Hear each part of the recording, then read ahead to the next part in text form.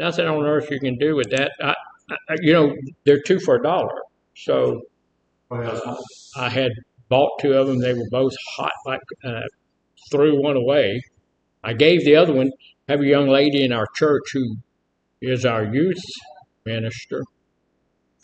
I said, "You know anybody eat these?" Oh, yes, give me those. And she loved them. Okay.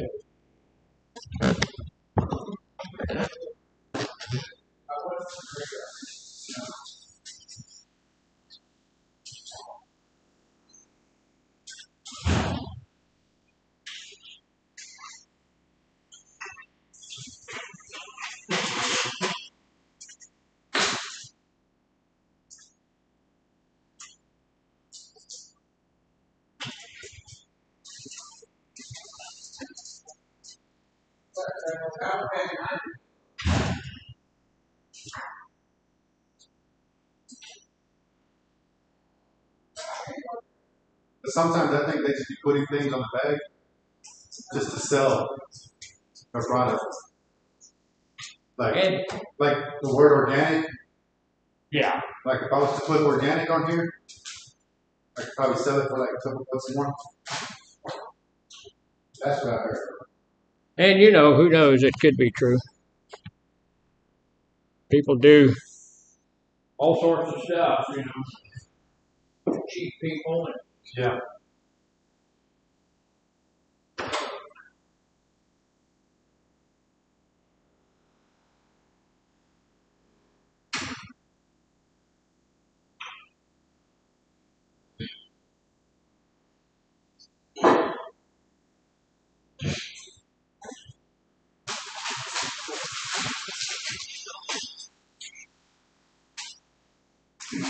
Hey, Sam, that's it.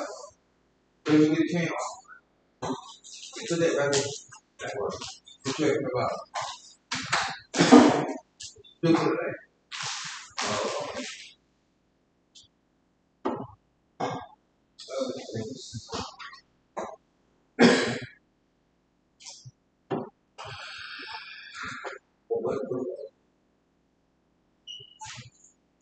Page 25.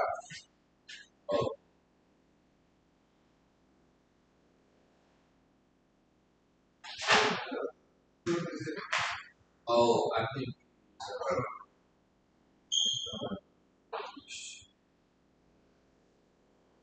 Yeah, but it,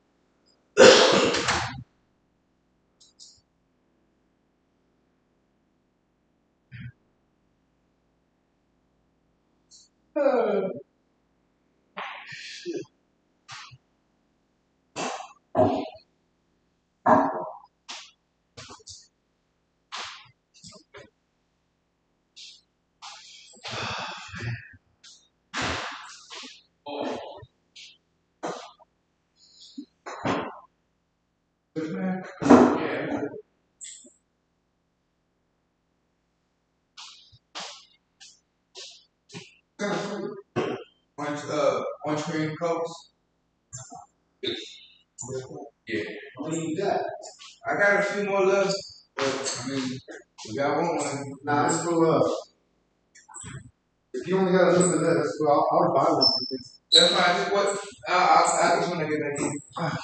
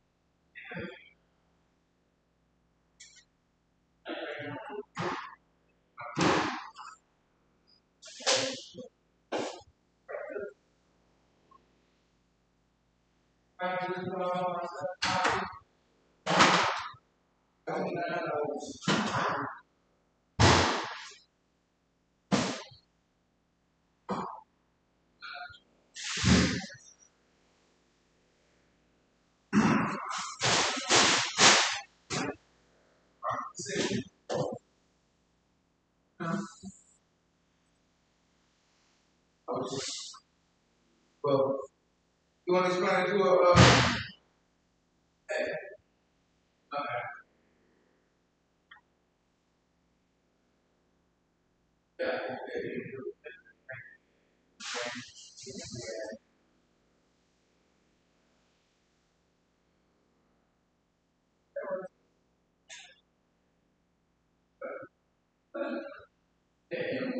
what's he say in the morning? When you get here, he'll be ready to go.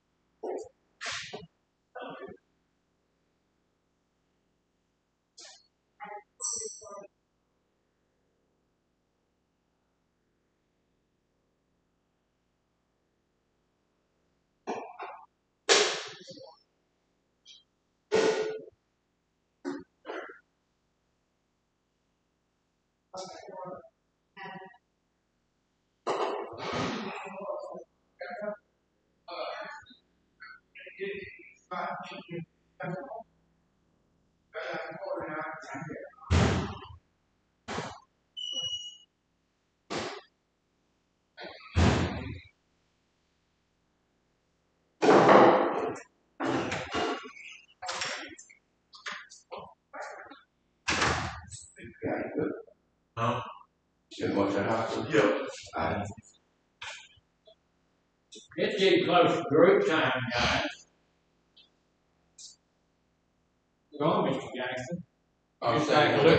It's like looking out that door, huh? Every now and again. Now and then. Nothing in there.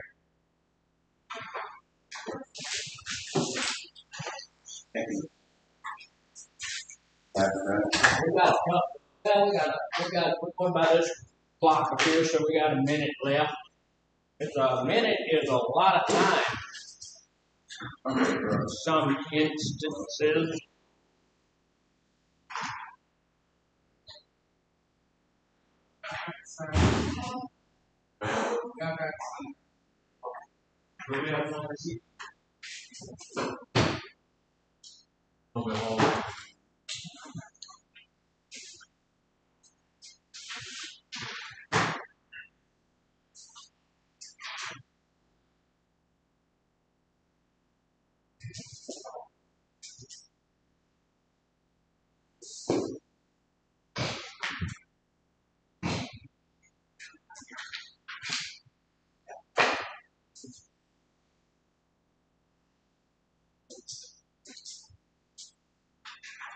Is this it? Is this us for today? I know I saw Mr. Jackson floating around.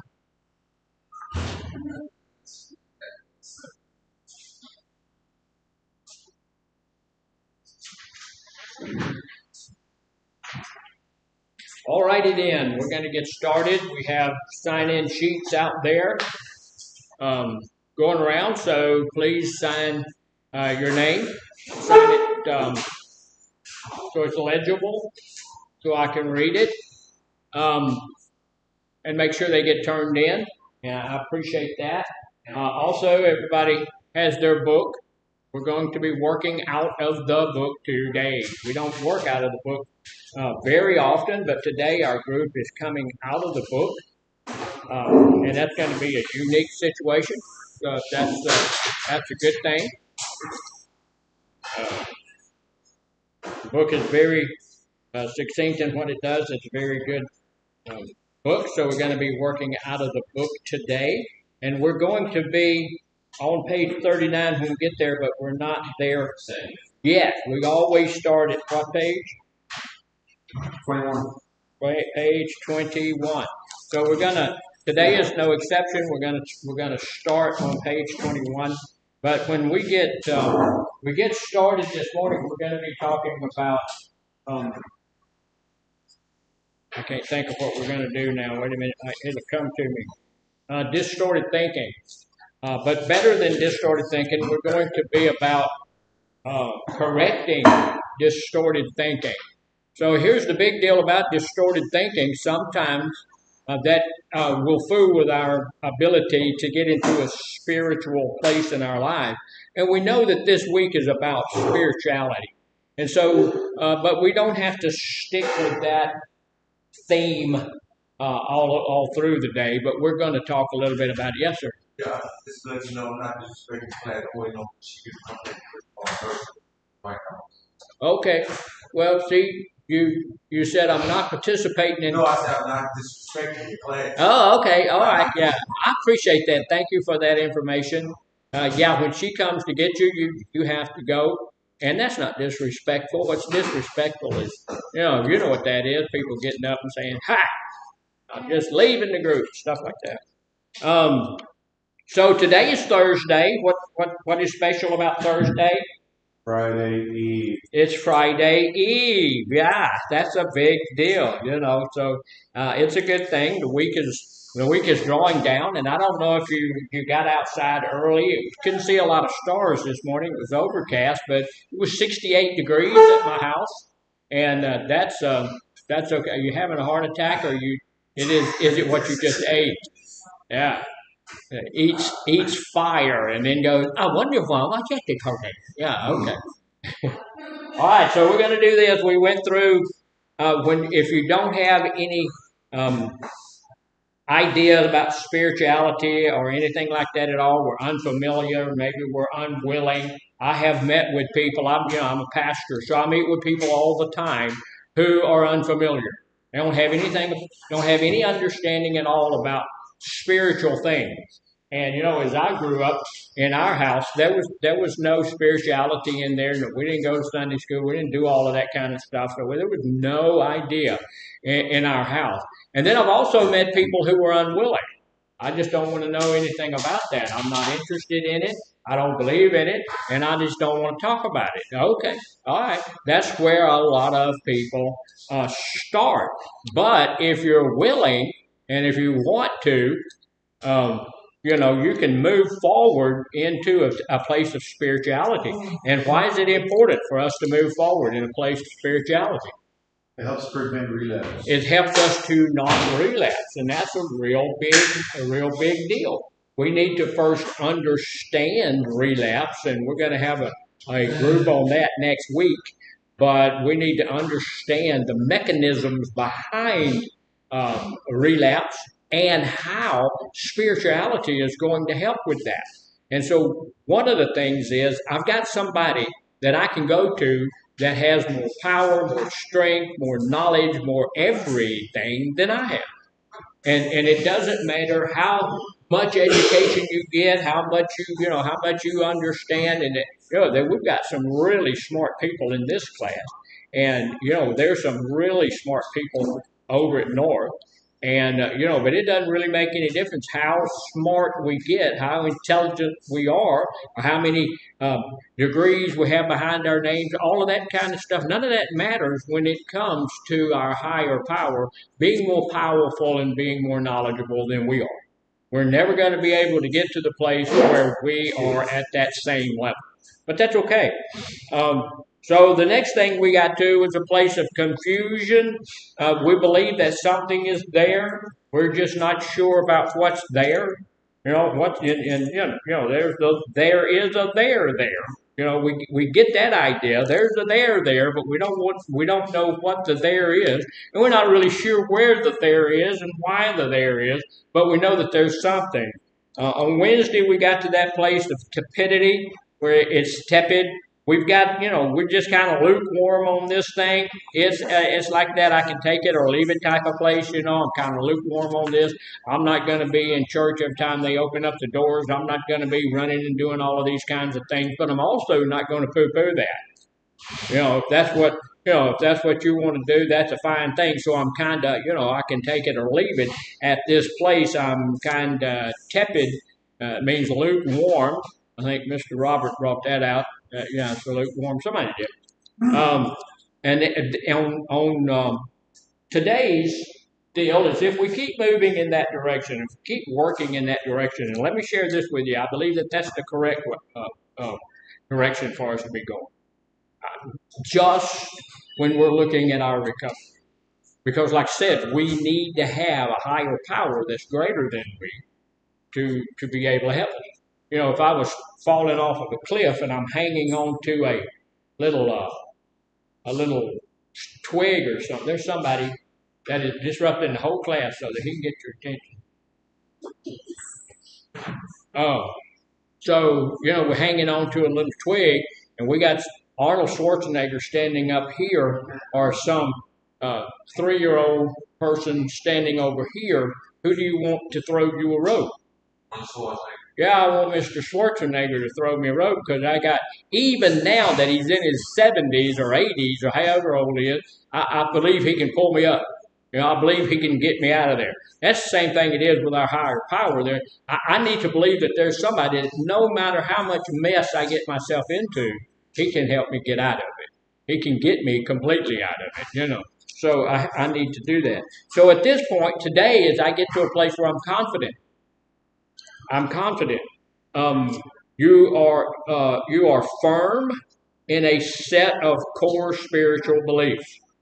Now, your spiritual beliefs don't have to be my spiritual beliefs, right? My spiritual beliefs don't have to line up with your spiritual beliefs. But whatever my spiritual beliefs are, they're firm and they're set up. They're going to be the same today as they are tomorrow. That I've got them set up. That's where they are, and they're not going to change. And while you have room for improvement, once we become enlightened, we need to continue to study and to look at things and be willing to move forward in that. You have room for improvement and deeper understanding, but you are actively engaged in spiritual health activities. So, we're at a little bit better place than we were the first part of the week. But at this place, that still gives us a place where we need to go to. And fortunately, we have one more day, so we'll be able to do that. So on page 39 of our book is where we're going to do our study out of today. And like I've said probably 100 times in here, this is a very good book. It has a really good process that we're going through. So we're going to get a good start of that this morning, and we're going to go through it. So what's the painting about? Oh yes, I think so. He's confused. Yeah, this person is totally confused. Yeah, they've got some distorted thinking going on in their life this morning. So our goal for today is to learn a little something about correcting distorted thinking. When we teach these things, we want us to get to a place where we can look at that, see, is that in my life? Is that happening in my life? Is there a way, if that is happening in my life, that I can get that out of my life? Because we know that the word distorted means what? Confused, incorrect, not right. It's distorted. If you're watching television and the picture's not right, it's all googly or something like that, then the picture is distorted. And we don't, that doesn't help us. It's hard for us to watch television like that. If sometimes when you're listening to the radio or something like that, or listening to some of your music, it comes out and it's not coming out clear and all of that stuff, it's distorted. There are folks, there's some of us, and look, I suffer from some of these things we're going to talk about today. As I was studying this, I said, maybe I ought not share that because I'm in that part right there. You know, there are people who have a distorted world view, right? We look at a distorted world view. We've got this idea, and that idea is not correct. It's not positive. So we really, it's negative or whatever it is. And so it's a little bit distorted. So we need to be able to correct some of those distorted things that's going on in our life. You know, so here's some of the things that we're going to be looking at, and we're just going to go over it. We're not going to work the program, work the thing here for you. You're going to have to do that for yourself. And if this is not where you are in the book, that's fine. When we get finished here today, you go back to your spot in the book, and you go from there. So we're going to try to decrease some distorted thinking and increase positive self-talk. We talk about that almost at every session. We need to get rid of negative self-talk. If you're talking bad about yourself, you need to stop, because rest assured, you know, after group and all of that stuff, I'm going to talk bad about you. So, you know, you don't need to do it for yourself, right? And that's, we need to get rid of negative self-talk, bad self-talk about ourselves, and start using positive self-talk about ourselves. You know, that's what we need to be doing, because, you know, we can convince ourselves. Words have power, and we can convince ourselves of anything. That's why somebody shot somebody that last night. That's why somebody convinced ourselves that that had to be the only course of action. And that's not true, but we convince ourselves of that. And we go off on the wrong tangent sometimes. We go do some things because of what we're telling ourselves. So I need to be telling myself, I have a lot of people who tell me in anger management class, I can't control my own emotions. Is that true? No, of course not. Of course not. You know, if I can, if I don't control my emotions, somebody's going to control them for me. Could be another individual. They're going to control that. Could be the police. They're going to control that. Society's going to control that. So we can control, but a lot of it is because of how we're talking. If I'm telling myself I cannot control my own emotions, that's a good excuse for bad behavior. And I'm walking around because I feel like I'm a victim of my own emotions. I can't do anything about my emotions. So our goal for today is to learn something about all of that kind of stuff. This person here, another really good painting, but you see some of the things there that's a little bit out of the normal. This guy's not just looking where he's looking in several different directions at once, and he's saying to himself, well, maybe, no, yes, I think so. You notice in his life, the background is red and in blue. It's supposed to be some brown, or, you know, he has a distorted view of what even the world looks like, because here he's got trees that are red with blue stems, and over here trunks. Over here we got blue trees that have red trunks. Usually that's not going to happen like that, you know, unless we're painting it or we're making something. We got some of these fake things like we got in here and we paint them or something. A tree, when you go outside, is going to be kind of gray. We always paint them as brown or something, but they're kind of gray, the trunks, and then they're green. You know, that's how they're supposed to look. But this guy is distorted in all of his look. And if you'll notice, there's no birds at all. They don't exist in his world.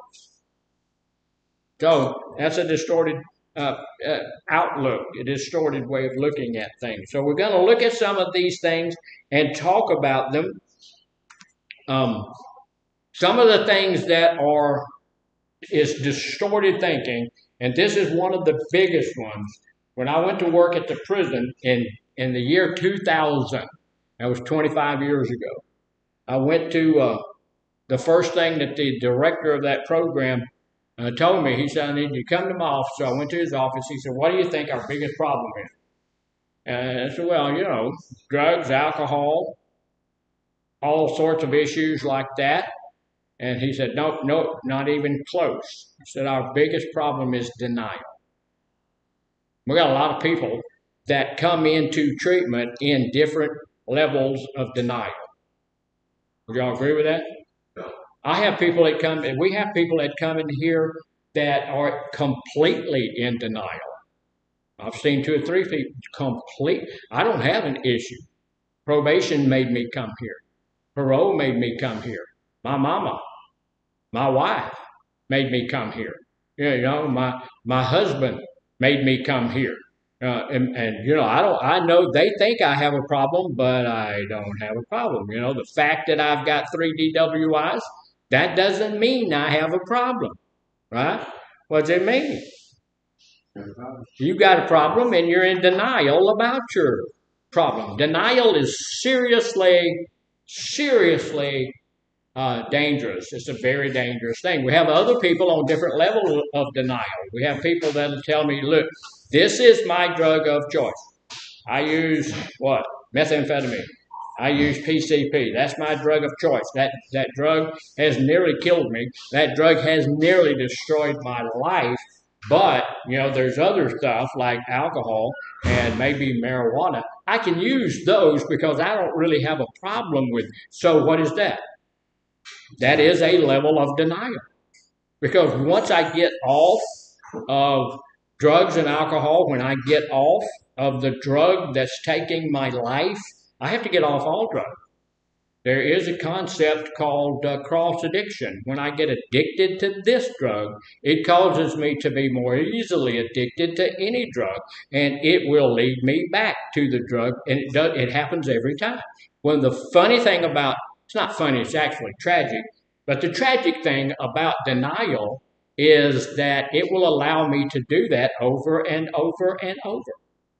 I will look at the fact and I know, hey, you know, last time I went through treatment, man, I had it and I got out of here and I was in good shape and everything was going on and I wasn't using any PCP and my life was back where it was supposed to be. And then I felt like I needed, you know, I didn't have a problem with drugs, so I went and had a drink. I had a glass of wine with my meal, something innocent like that. And for some reason, I started back using the PCP.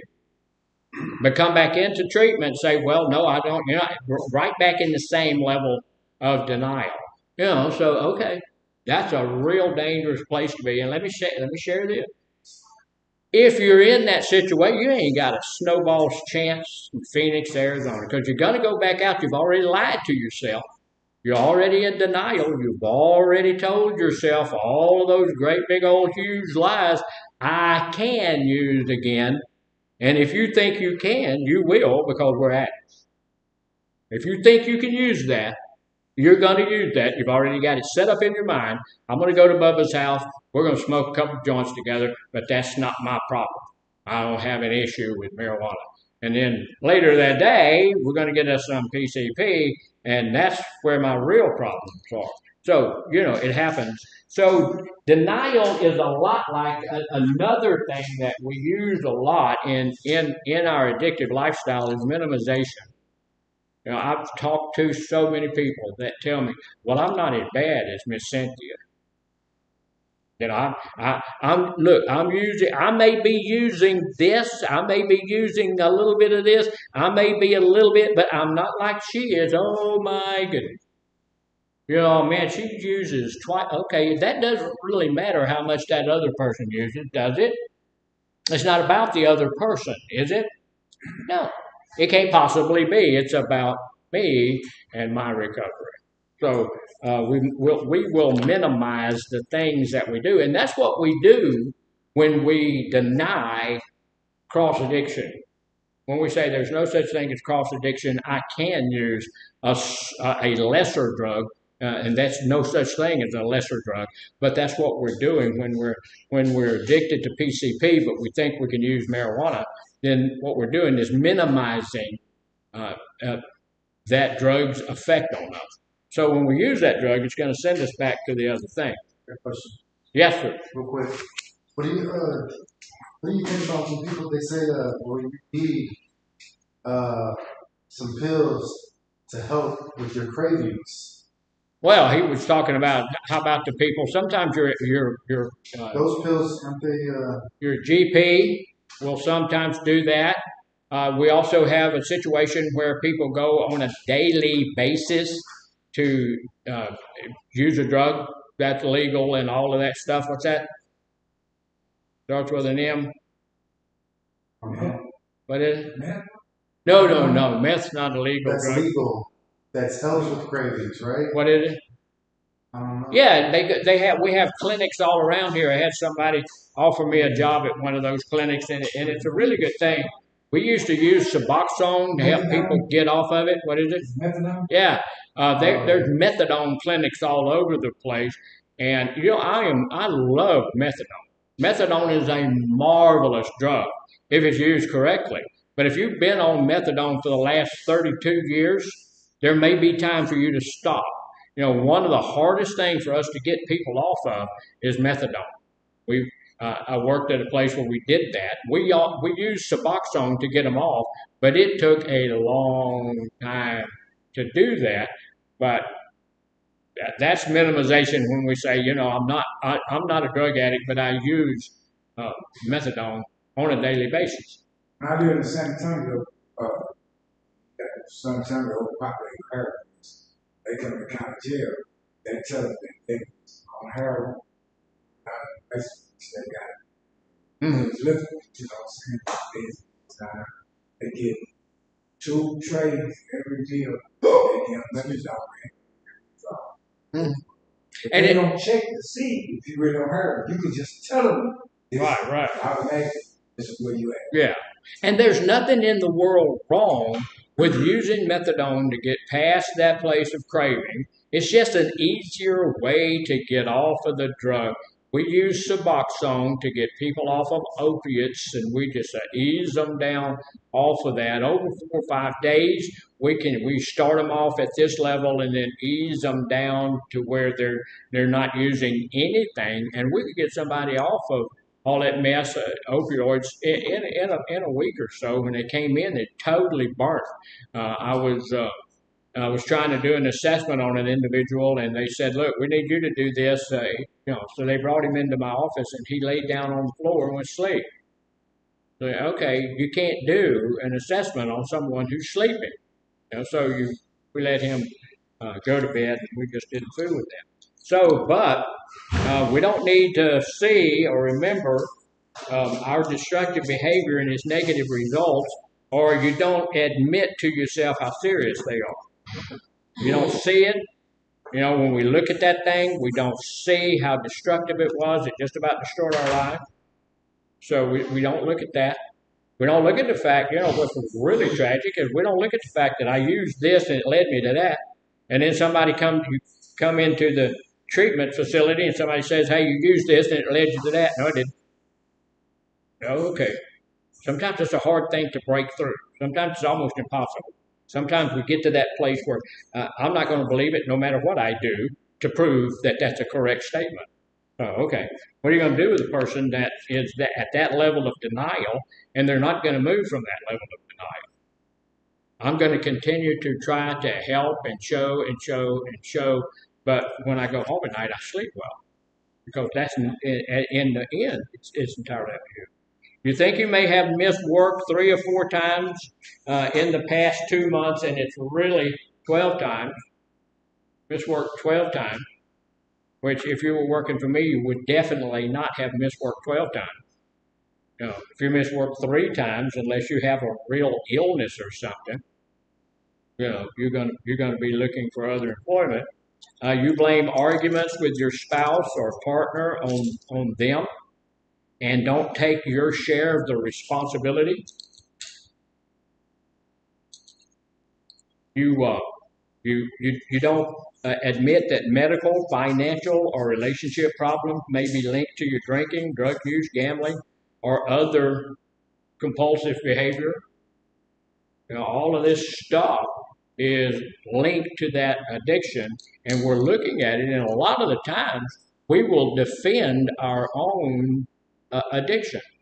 We do a lot of the things that we do. The real need, the real reason for denial is to protect our own disease.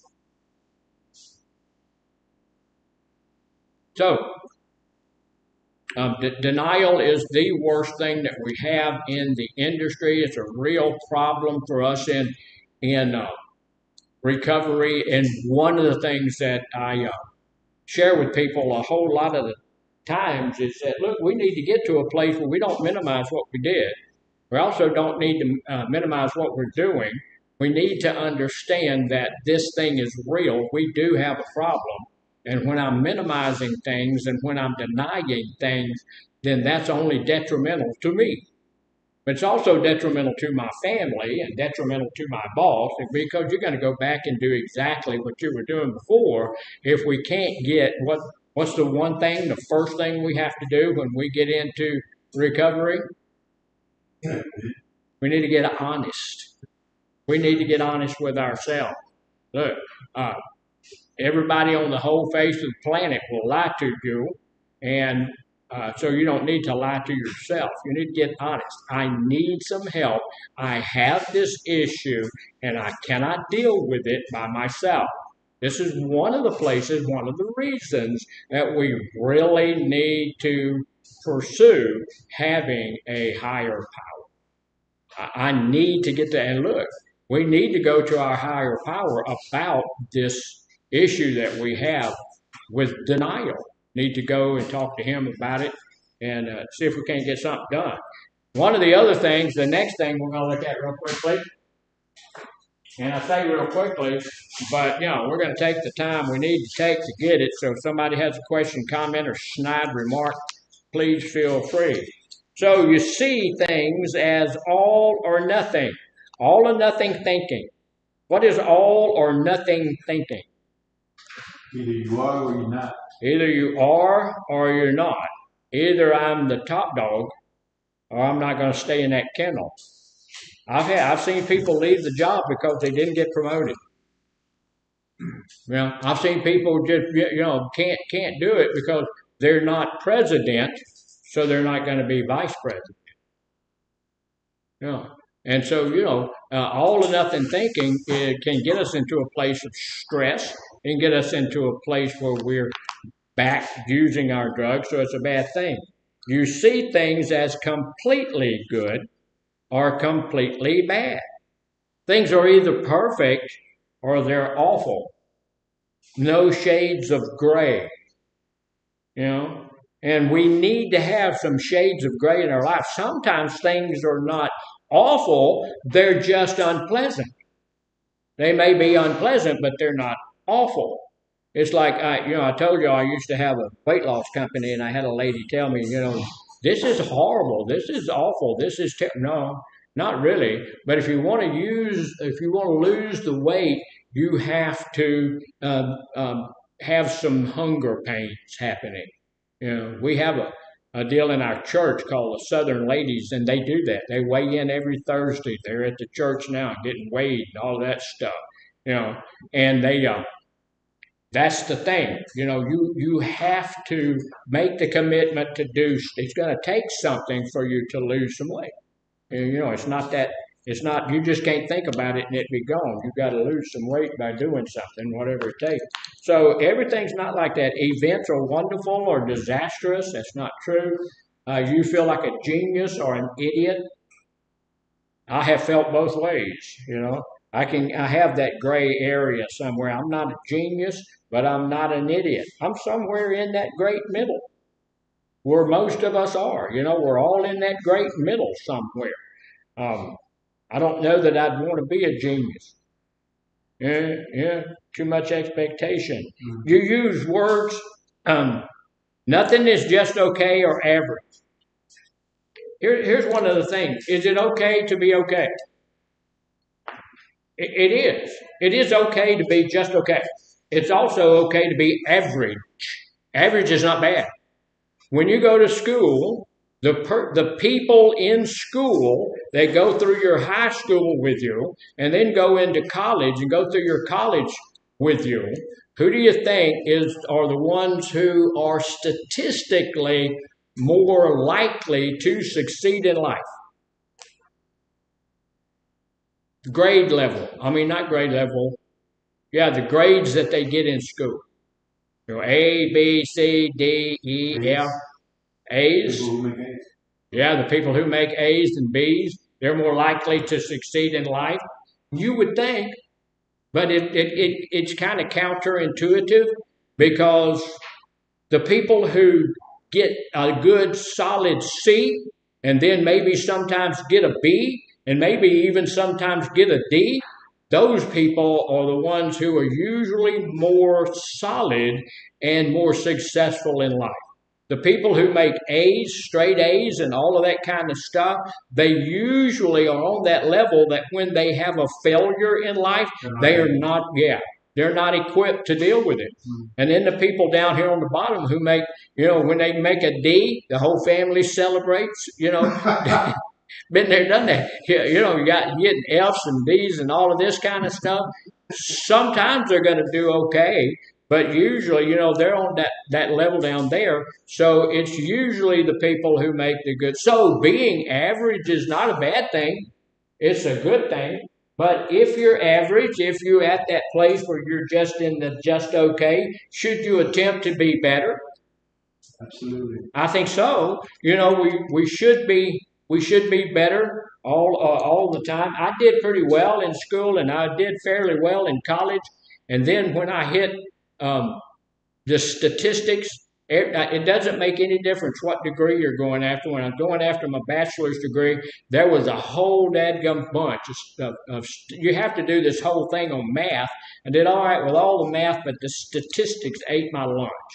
And then when you get into the master's degree, the first thing you run into is statistics, in this field. I don't know about other fields, but in this field, boom, statistics. You get in, head for your doctorate degree. Guess what you got to deal with? Statistics. They're there. They're not going to go away. They're used all over the place. But, I was always pretty much in average or a little below average in the statistics. But work to get better. And it's just like here, when y'all know I'm not the best computerization person in the world, but I managed my Word froze. I couldn't get it to do anything. I couldn't print anything off because the Word froze. Well, this morning I fixed it. So yeah, I'm a genius for about 5 minutes. So it's fixed. But we need to know that average is okay. I don't have to be, and this is where we get into a place of perfectionism, which is a disease. I get to that place where I have to be the best of the best of the best, or nothing is good enough. So I need to get to a place where, everything does not have to be perfect. I want it to be good. I want it to be I want my work to be well thought of, and I want it to be good, and I want all of that stuff, and I'm willing to do the work to get my work to where I can make my work good. But sometimes my work's going to be average. Doesn't have to be better than everybody else's. It just has to be better than I did last week. So, all or nothing thinking. Then, we will a lot of the times get to a place of overgeneralization. What does that mean? Overanalyze, overthink, Yeah, just overgeneralization. If you have something that goes wrong, does it mess your whole day up? Depends what it is. Yeah, it depends on what happens. But look, here's the thing, no matter what it is, if it's a horrible thing, okay, that's going to ruin your whole week maybe. But if it's just something, if you come in and your boss yells at you, you don't need to let that make your whole day bad, right? I used to work for a company, and the boss there, he had started the company, he had 5 different facilities, pretty neat little outfit. And I tried to get him to stop, but he thought he was doing the greatest thing in the world. But every Monday morning, we had a Zoom meeting with every employee in the company. And there's nothing wrong with that, except he would dress down everybody there. He would cuss you out. He wouldn't really cuss you out, but he would tear you up and just y'all doing a terrible job and all of this kind of stuff. And I kept telling him, Mr. Billy, that day, you tore productivity up. Ain't nobody doing anything. because you came and told them all of that kind of stuff, made them feel threatened for their job and all of this stuff, and you need to stop. He never did. So there's a lot of people who are overgeneralizers. They'll take whatever you say. If it's something nasty, something ugly, if you have a little fender bender on the way to work, or you're 5 minutes late getting to work and all of that kind of mess, then the rest of your day is destroyed. So if your day is destroyed, are you going to be able to do your best work that day? No. Of course not. Are you going to be able to be solidly into your spirituality? Are you going to be solidly into your recovery that day? No. Probably not. That's one of those days when we get goofy and go have a beer. We get goofy and go smoke a joint or something, thinking, well, it ain't going to bother me when it bothers you. Overgeneralization can be very dangerous. If one little thing goes wrong, I was at some type of meeting, and I had when y'all ever had anybody loosen the salt shaker on you, and you got this meal, and you do that, and you just fill your plate up with salt. That's terrible. It's horrible. I mean, I don't. It's just nasty. So what I do? There was a time in my life that would have destroyed my whole day. Would have messed up everything. I pulled out what was over salted, and they brought me another one. And it was fine. But if you want to let it ruin your whole day, you can do that. So one little thing goes wrong, you feel like it's a terrible day. If you make one mistake, you feel like you are a mistake. You have, overgeneralized everything, and if this is what I did here, then that's what I'm going to do everywhere. So that's not true. That's not true. Have you ever made a mistake? Yeah, of course you had. You're a human being. I make mistakes all the time. They say that you are supposed to learn from your mistakes. I'm going to tell you, if I can learn from my mistakes, Einstein got nothing on me, buddy. Because I have made thousands and thousands and thousands of them. So, we need to get to the place where we understand, hey, you know what? If you're human, you're going to make a mistake. You're going to say something that's going to hurt somebody's feeling. You're going to do something in your work site that's going to break something. You're going to do something silly that's going to not be what you intended for it to be, but you're going to make mistakes. And so we don't need to look at something and say, okay, I made a mistake, and so, it's just terrible. This morning, I've made a couple of mistakes already. I set up a meeting this morning at 11 o'clock. We're through here at 11 o'clock. So I said, okay, let's not do it at 11. Let's do it at 11:05. Everybody said, well, that's a good idea. And then one of the counselors told me, but you do know we have clinical training from 11 to 12. So, okay, I got this meeting set up. Everybody's agreed to come, and now, we got clinical training. Here's the problem. I haven't been able to go back to all of those people and say, hey, we can't meet at that time. So they're all going to be. So the other mistake would be for me to let them catch me after all of that's over. No. So, made a mistake. Okay. I made a couple of little errors this morning on my computer. And that's the other thing. If I make one mistake, it's not supposed to destroy the rest of my day, right? How about if I make two mistakes? Maybe it's time to sit down and rethink everything. Sit down and rethink what you're doing. But say it again. Reevaluate what you're doing, all of that stuff. Here's the deal, though. The same principle applies. If I make one mistake, doesn't tear my whole day apart. Should not. If I make two mistakes, okay. It's not going to destroy my day. If I make 5 mistakes, I may need to take a quick break, sit down somewhere, like you say, reevaluate. Maybe not what I'm doing, but myself right now. What's going on? Why am I, I'm screwing everything up. Why am I doing that? I've already hurt four people's feelings and all of that kind of stuff. So why am I doing all of that stuff? So, but every time I make a mistake, even if it's the 10th mistake, it should not destroy the rest of my day. I need to stop, take a breath, and go on. The rest of my day may be magnificent. This morning I may have made 4 or 5 mistakes, but the rest of my day may be the best day I've had in a long, long time. So you feel like it's a terrible day, you make one mistake, you feel like you are a mistake, and you use words like always and never way too often. Those are good words. They're solid words. They're words in the American language, and we can use those words. However, if we're using those words incorrectly, or if we're using those words all the time, we need to take a look at see what we're talking about. I talk to people. This is all negative self-talk. People tell me, "Well, I always screw up. I always mess that up. I'm always late for work. I'm always getting yelled at. I never get a break. I never have enough time to be with my kid. I never, whatever it is." So if we're using always in that way, if we're using never in that way, we need to take a look at that. We don't need to be doing that because you are not always wrong, are you? And there's sometimes you're right.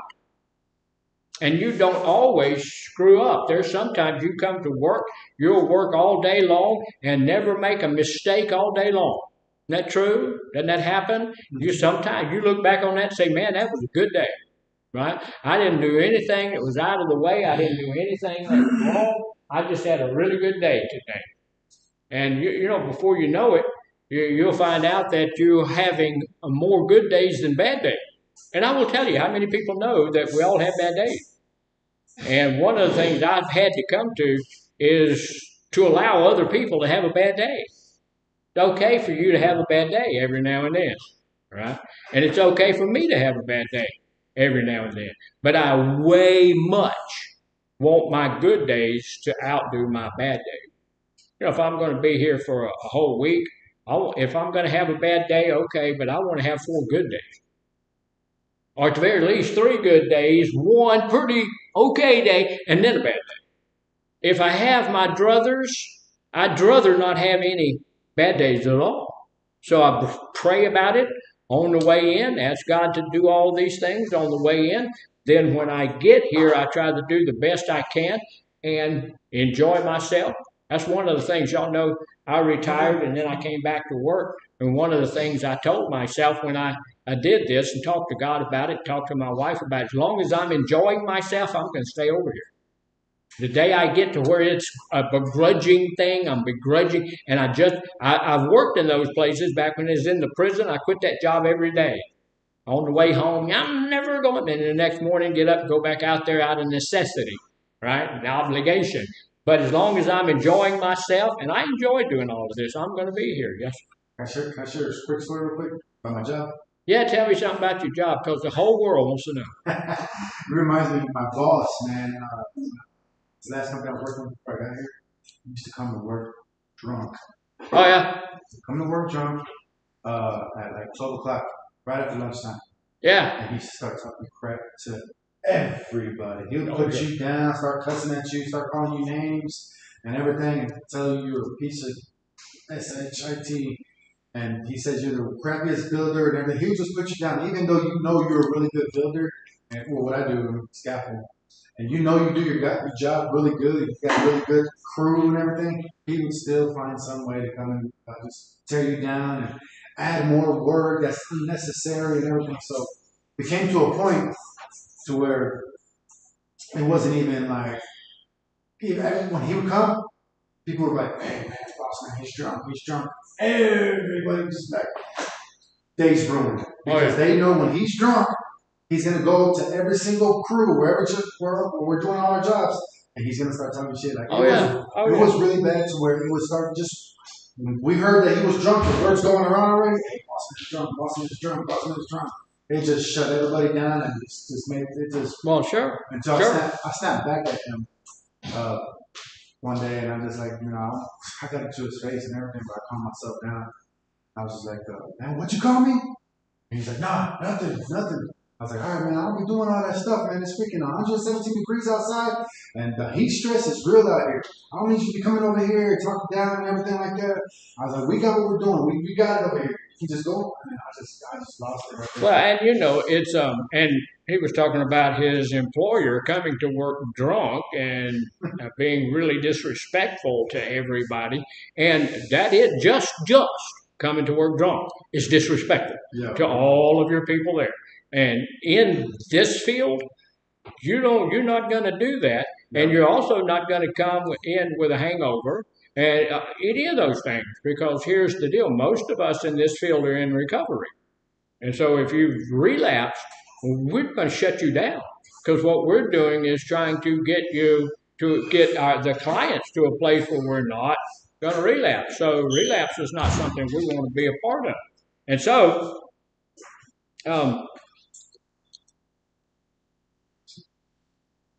one thing that goes wrong, you feel like it's a terrible, terrible day. So yes, sir. Yes, go ahead. Yes, please.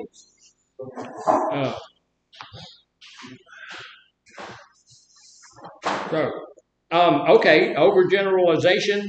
Let me tell you something. This is a secret. So, let me ask you this, or let me tell you this. This may be a secret. So keep it to yourself. Don't let everybody else know this.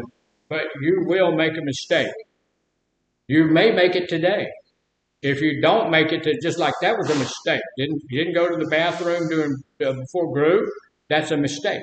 Because you need to be able to hold it at least for 1 hour. And you got 10 more minutes. Being in the kitchen in there and not being in group, that's a mistake. Because those folks are going to get written up. I don't care what they're doing; they're going to get written up. So,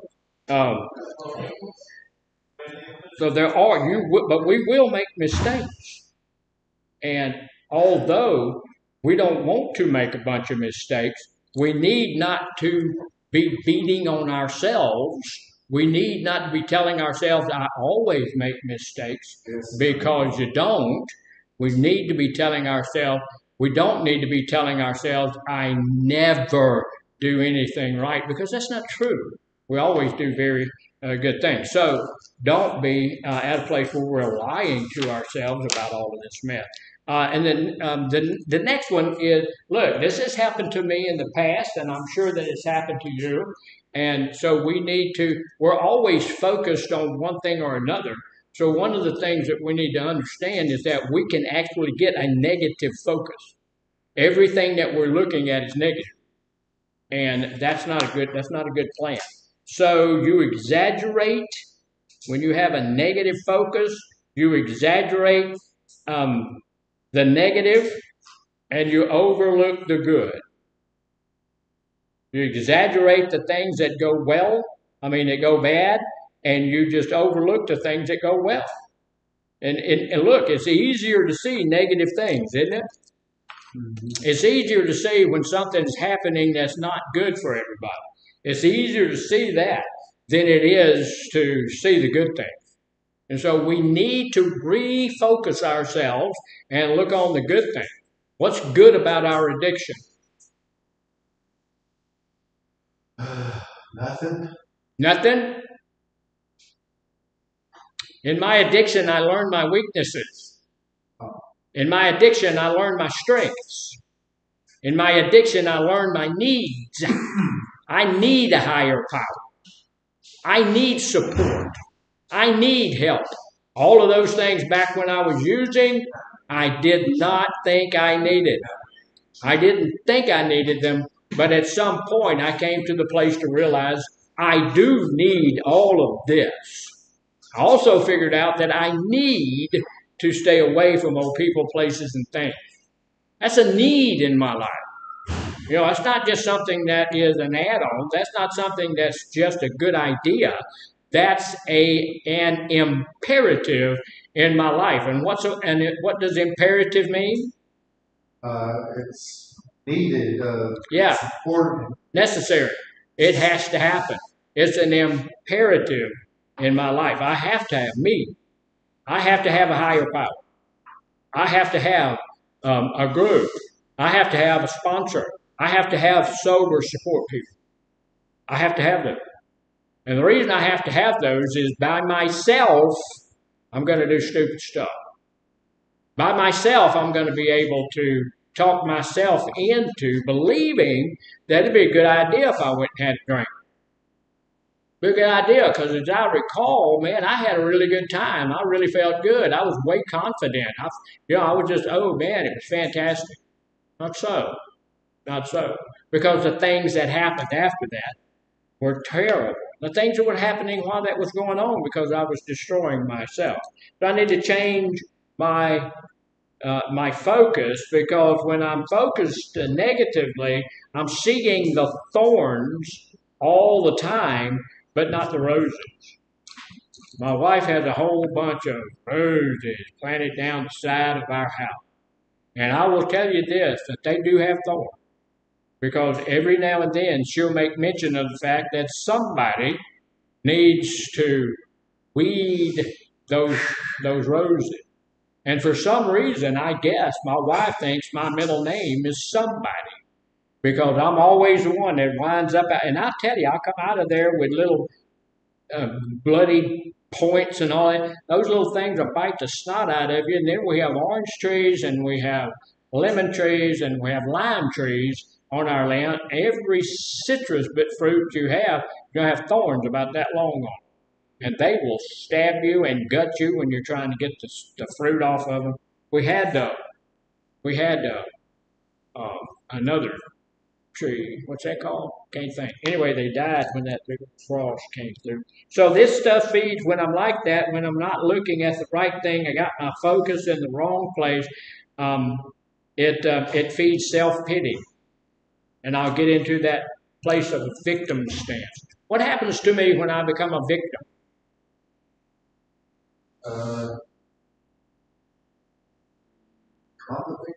Yeah.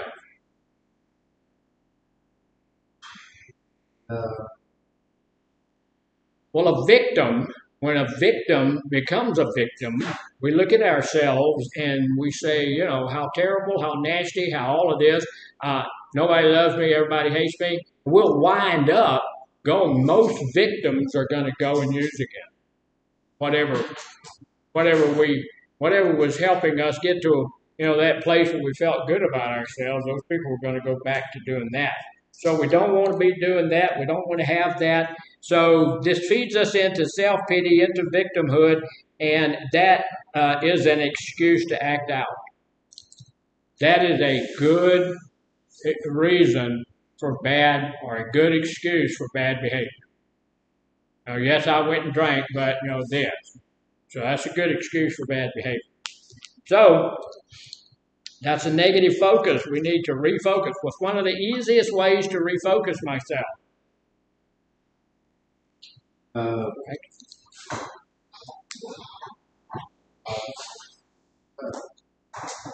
Meditation. Pay attention. That's a good idea. That's a good way to refocus yourself. Pay attention to what you're doing. Pay attention to what's going on. Pay attention to what you're thinking. We need to be thinking about our thinking. We need to pay attention to what's happening. And we need to stop using what? Drugs. Well, we need to stop using drugs. That's a good point. But we also need to stop using negative self-talk. Don't be telling yourself, look, I never do anything right. I always screw it up. No, you don't. No, you don't. Even if it's only every now and then you do well. Every now and then you come up with a good plan. Every now and then you do the right thing. Every now and then something happens good in your life. So we need to stop using negative self-talk in that way. And we need to replace it with what? Positive self-talk. I don't screw up all the time. I do pretty well. I can get some stuff done. I can learn anything. I'm learning all there is that I need to know about the computer. So, I can learn anything. So my boss asked me if I can do it. I'm going to tell him absolutely. some things take me a little bit longer than other things or than other people. But yes, I can do it, and you can do it too. So we need to be using positive self-talk. Yeah, I can stay sober. I haven't stayed sober before, but I'm going to do it this time. Yes, I can stay in my recovery. Yes, I can do it this time around. Right? I may have relapsed 7 times, but on that I haven't relapsed the eighth time, and I'm not planning on relapsing the eighth time. I am deep into my recovery. So, positive self talk will get your focus to where it needs to be, right? Your focus needs to be on positive things.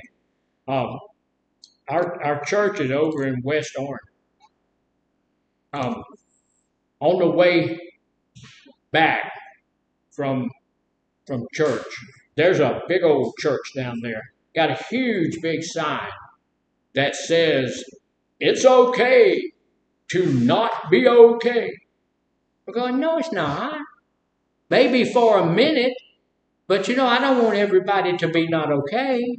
And if you're not okay, there's an issue. Figure out what the issue, fix the issue, and you become what? Okay. So we need to be at that place where we're using positive self-talk as the tool it was created to be. It's something to help you refocus yourself into a more positive, productive you. So, having said all that, we're going to take our break just a couple of minutes early, and we'll be back at 15 minutes after.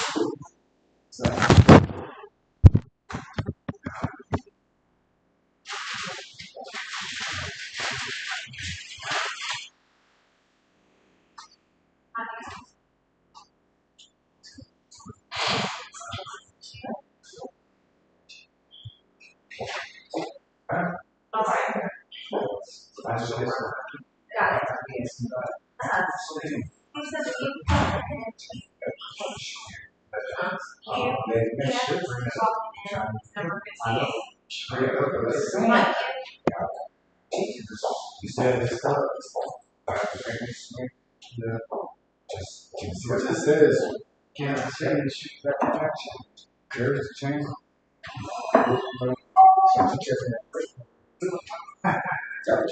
No, I'd imagine his reaction. I got sick, but he get hot. You get hot. I don't know. Yeah, he got hot.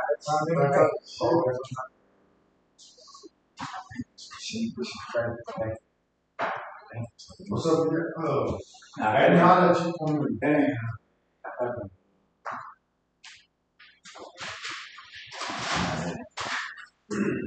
She prepared me.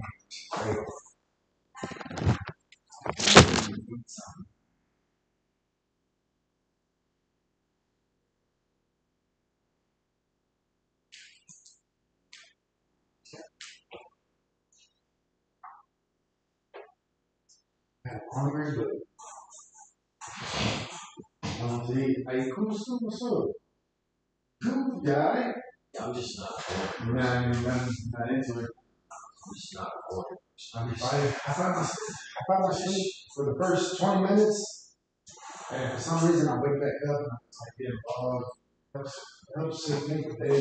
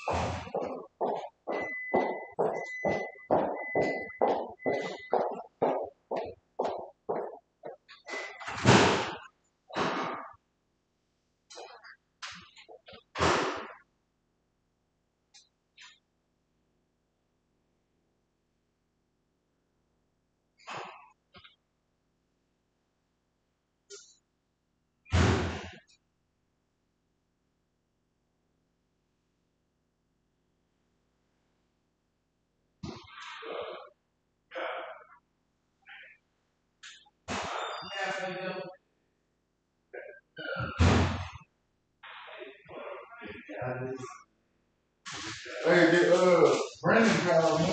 He called City Red City told me I ain't seen that much. Did he walk somewhere? What's he scared? Down there? Say it,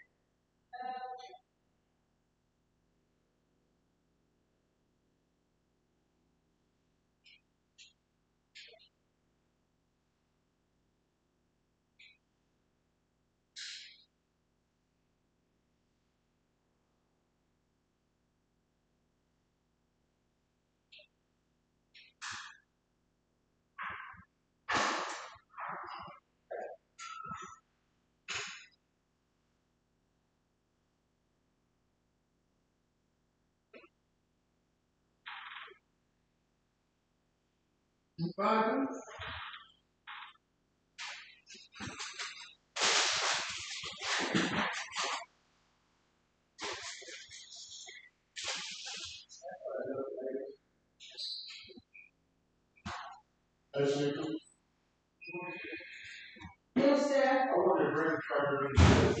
Huh? I wanted to bring try to read this. What this? I see bring this one. How many guys is it? I didn't see him this morning. Someone will read it. Are you really?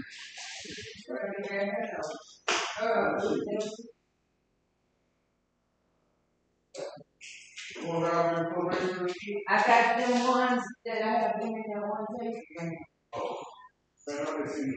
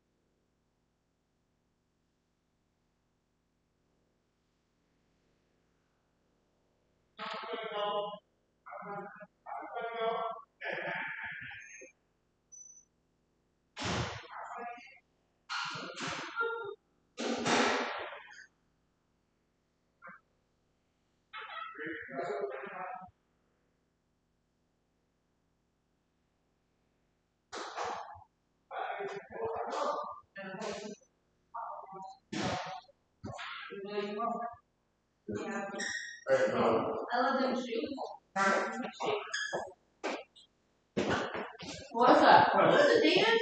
Good comment. Yes, ma'am. I love what we. No, that's not you. What's up?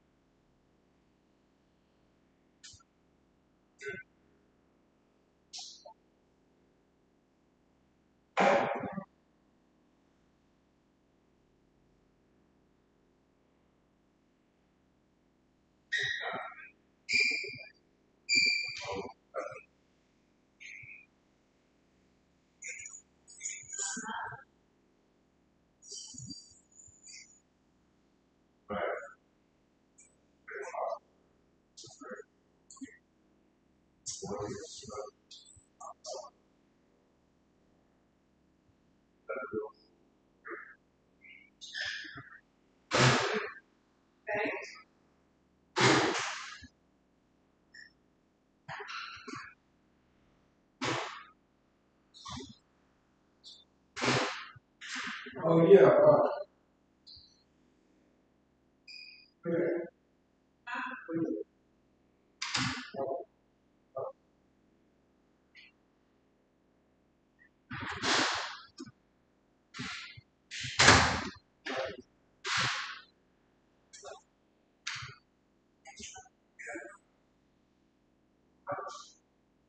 Say big.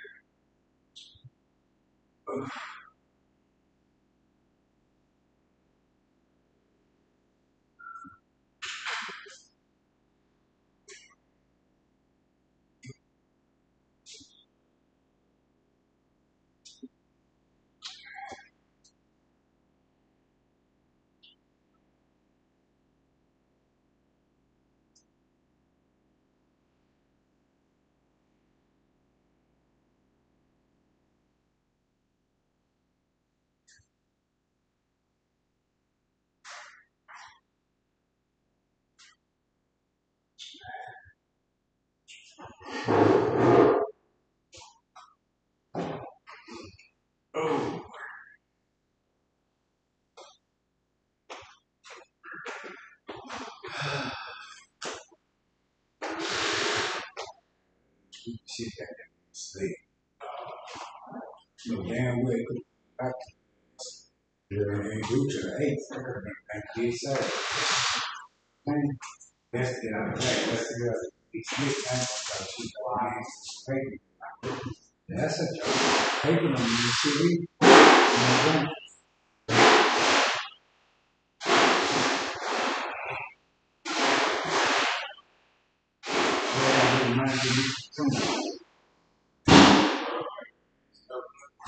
He's a little bit of low. Oh, yeah. I forgot about the guy.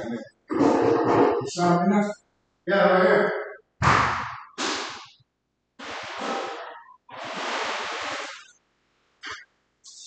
I forgot about theirs.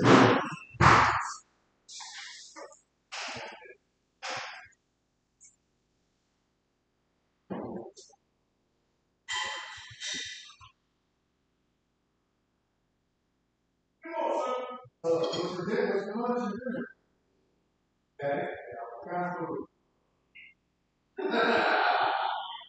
Get it up.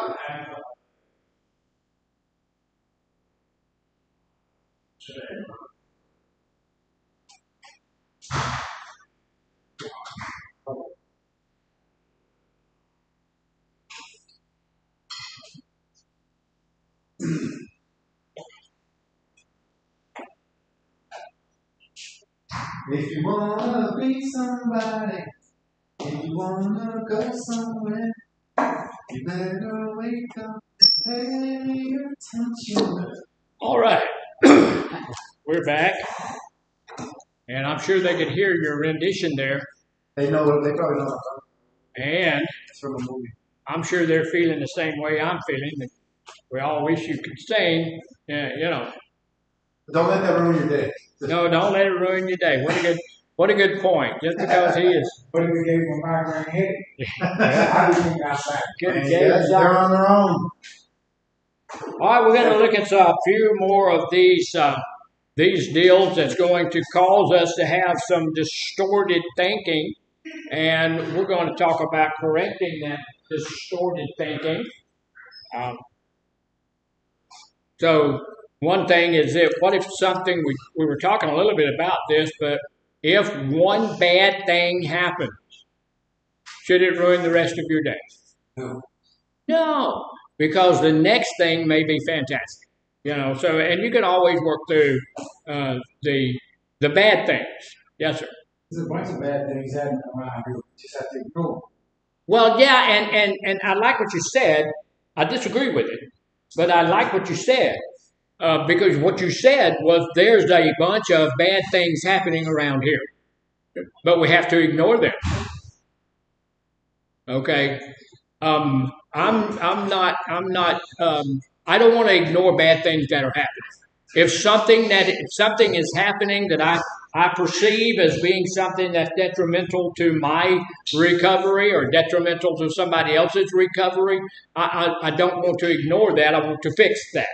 And look, sometimes I'm in a position where I can't do anything about that. But 99% of the time, I know someone who can.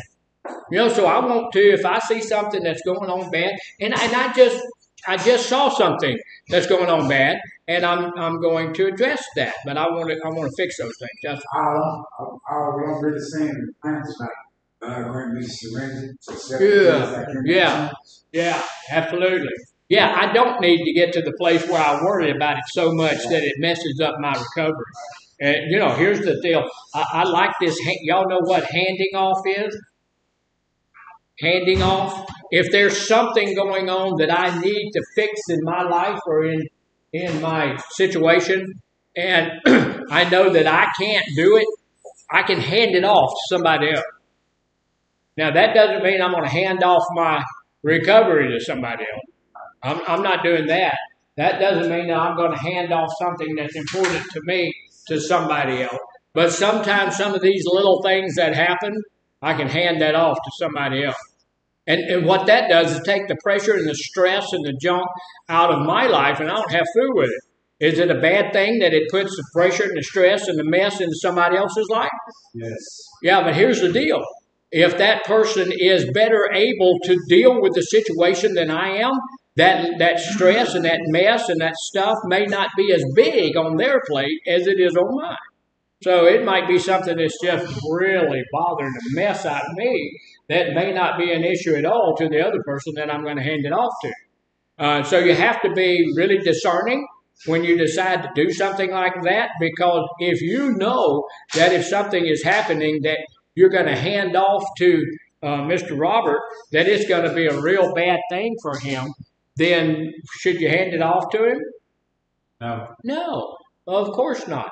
But if you know that he's going to be able to deal with it, not going to be a problem, and he's going to be able to, and it's no big deal on his plate, it's like putting a little salt on it. It's no big thing. So yeah, we can hand that off with a clear conscience, but only if we know it's not going to hurt his recovery. So getting rid of negative focus, we need to first off look at my focus, see what my focus is. If some people look at your focus and they may see that as a negative focus and you may not. So you need to talk to somebody else and let them tell you why they see it as a negative thing. And if it is a negative, then you need to start turning it into a positive. One of the things that I see happening a whole lot, and I do it myself, and I'm working on it. I'm trying to get it past me. But predicting without facts. I do that a lot. Just predicting without fact. I've already formed my idea of what's going to happen before it ever happens. And when I go into a situation, I've already got an idea of what I think that's going to be, And I have no proof of it. I have nobody's ever, not ever, but nobody's told me that that's what's going to happen. I don't know what the facts are, but I go into the situation with a preconceived idea of what that's going to be. We don't need to do that. I don't need to do that. That causes stress, causes all kind of stuff in our life. So we leap to conclusions about the future, and usually when we're leaping to conclusions about the future, we put a negative connotation on everything we're leaping to. This is going to be bad. I'm going to get fired. I'm not going to get that raise I've been looking for. I'm not going to be able to do this. I'm not going to be able to do that. And usually those things are negative and usually not true. So you put definite interpretations on events or actions that don't have clear meaning. One of the things when people come through here, one of the things that I do, I put some in my own personal definite interpretations on some of the things that, when people walk through here and stuff like that, I look at that and, immediately I can say to myself, well, they don't care. They're doing that on purpose, all of these kinds of things. And that's never, almost never true, right? So that's my own interpretation of that. That is not what it really is. So I need to be. I don't need to predict how anything's going to happen unless I have the facts and somebody has said this is what we're going to do. Such as thinking people are mad at you when they don't act happy. What kind of reasons are there? Reasonings that can cause people not to be happy? Oh yeah, yeah, a lot. There's thousands of things, man. You don't know what happened uh, uh, this morning before you came to work. You don't know what happened. You don't know what. I had a bad dream last night. And you don't know what has gone on. You don't know what's happening. You don't know if they're feeling bad. You don't know any of that stuff.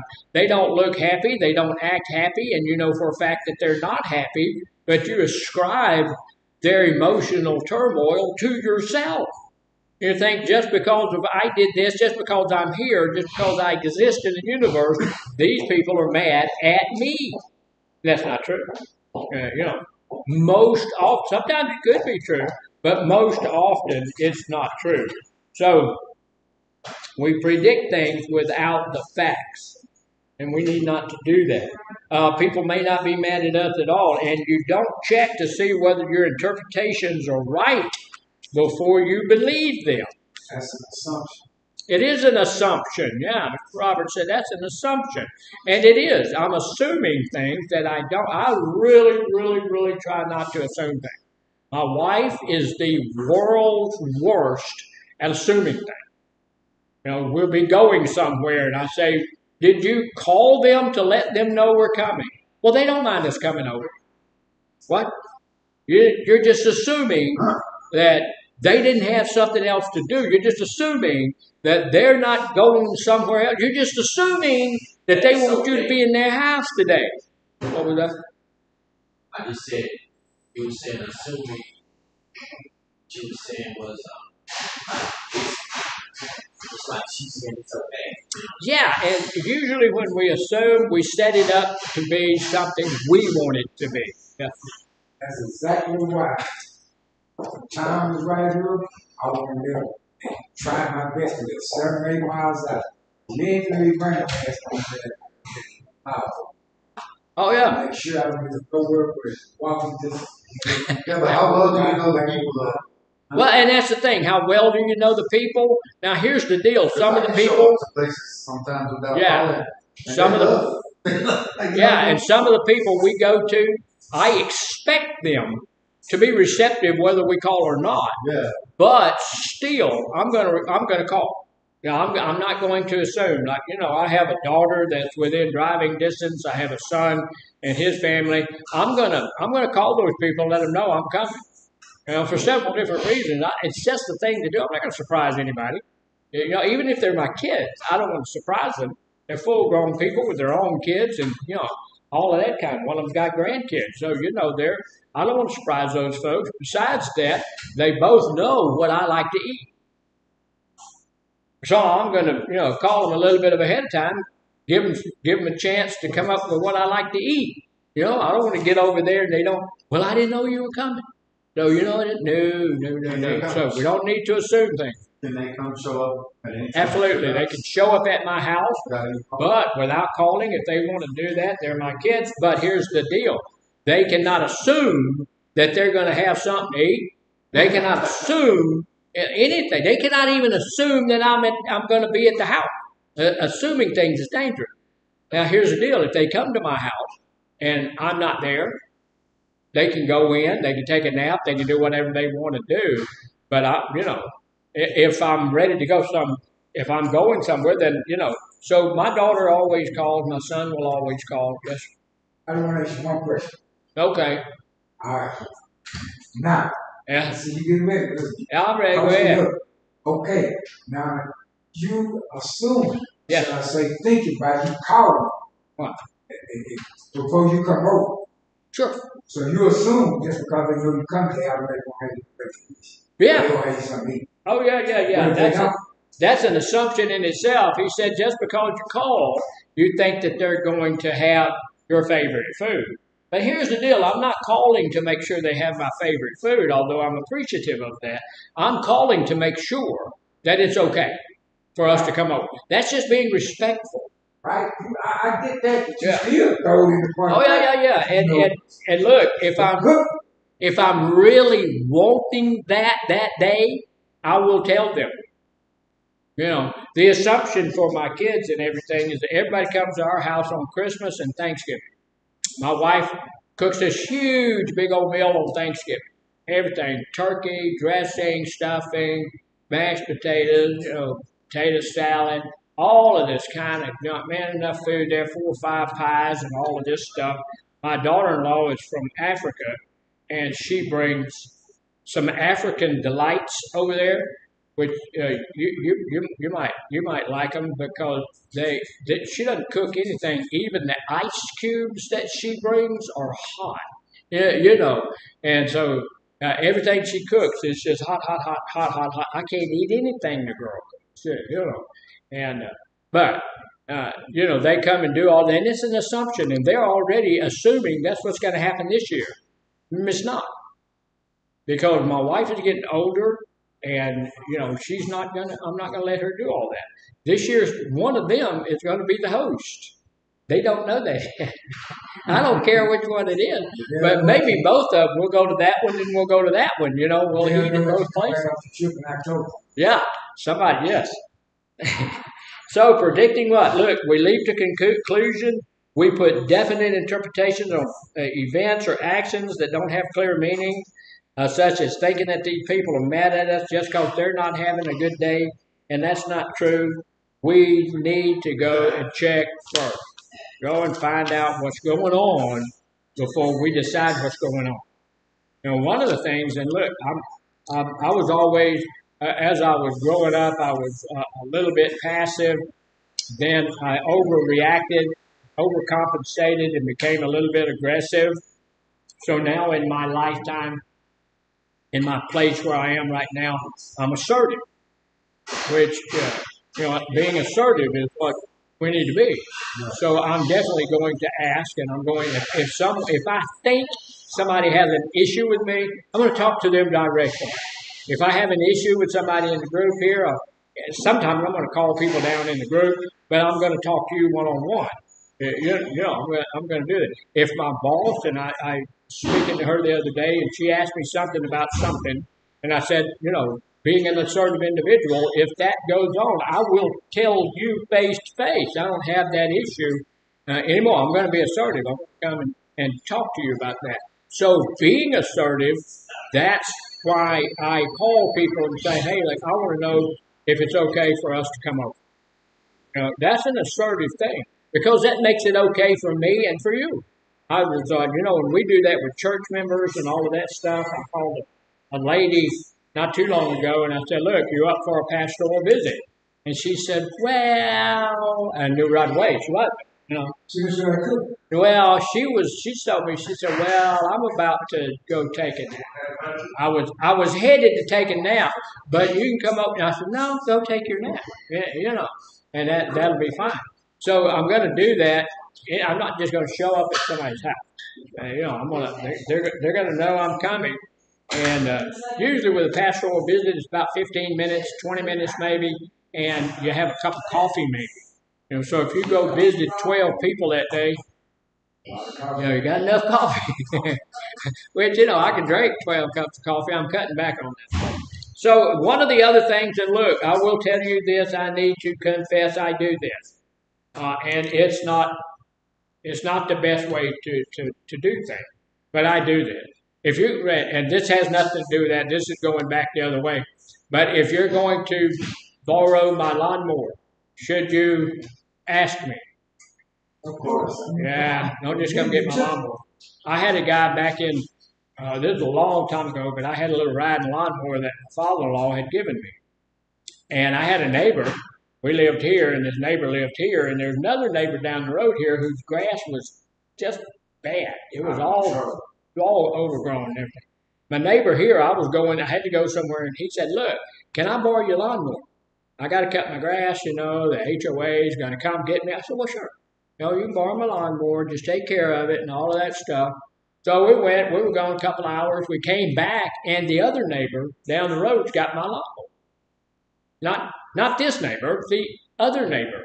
And he is bush hogging this super high grass, I'm going, what in the world? So I stopped and got out there and said, "Hey, dude, you do realize that's my lawnmower?"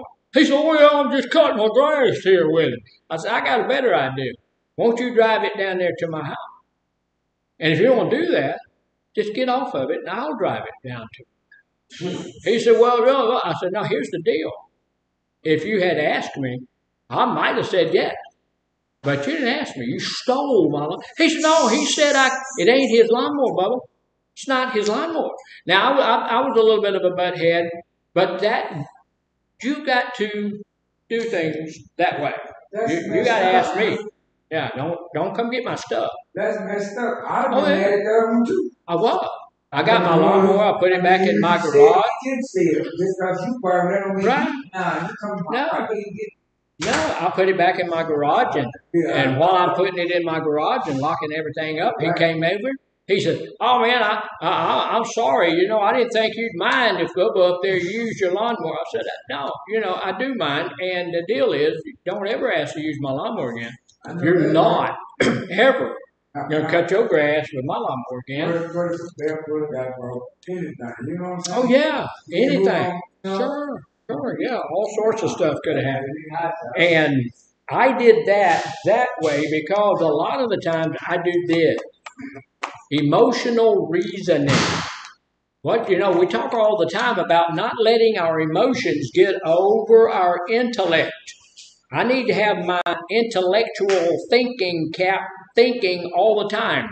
I don't need to be thinking with my emotions, but sometimes I do. Sometimes I think with my emotions. Sometimes, if my feelings are hurt, I'll think a certain way. If I'm angry, I'll think a certain way. So, emotional reasoning, if we allow that to happen, it's not a good thing. We assume that your emotions or your suspicions reflect the way things really are. I feel like that. I feel that's what they think about me. I feel this or that and the other. So therefore, it must be. How you doing, sir? All right. Who are you? Parker. All right, Parker. Parker, good to have you, man. You feeling all right? Okay. So if I feel that way, if I feel like somebody doesn't like me, it must be true. Is that true? Look, it's not true. Here's the deal. If even if you're my really good friend, even if you and I are really tight, we get mad at each other, right? Yeah. We get angry at one another. We can be not okay with something that you do or say or any of that kind of stuff. Doesn't really wreck our friendship, but it can happen. So here's the deal. Some of the things, just because I feel a certain way, it doesn't mean that that's true. I can feel like that person hates my gut, doesn't like me, and all of this kind of stuff, but it's not necessarily true. So, and I'm guilty of that. Sometimes I'll do that. I'll allow my emotions to get over my intellect, and I'll think something. I didn't want to ask you. All right. How did you derive at that? Say that again. How did you derive? How did I derive at that? Well, what did they do to make you? Yeah. Well, there's all sorts of different things. People sometimes, a lot of the time, in my own personal experience, when somebody asks me to do a job and then they come behind me and check up on me, that made me feel like, hey, they don't think I can do the job. They think I'm doing a poor job. They don't think I'm doing my level best on that, which is not true, because is it your boss's job to check up on you? Yes. It is. When I tell some of the people that are working for me something I want them to do, then it is my job to follow up on that. I need to follow up on it, and I do. And my boss follows up on what she tells me to do. And usually, when I look at that, and I'm getting away from it, but back in the day when that would happen to me, I would not take that well. And I'm supposed to be taking that. But see, that's just like, okay, so like you said that, to me, and you know, like, I give y'all service and I had people personally that do Yeah. this, you know what I'm saying, to do my job. And that's the thing. When I see you serve people, you got to doing my yard. Okay, when you first started out doing my yard, Right. now you brought other people in, and they do that smash and go like you used to. You just dial up a number, they come to your yard. Right. You know, just like how the Uber, Right. instead of food stuff, DoorDash. DoorDash, just like how DoorDash, the different person every time. So I'm spending this kind of money, I'm paying the check. But you're the one who sent them to me. So I feel like you're the one who should come, and I'm going to call you and check up on them. Because, you know, That's people true. get complacent. They just run over your yard because they're going on to the day. You know what I'm saying? So that's automatic.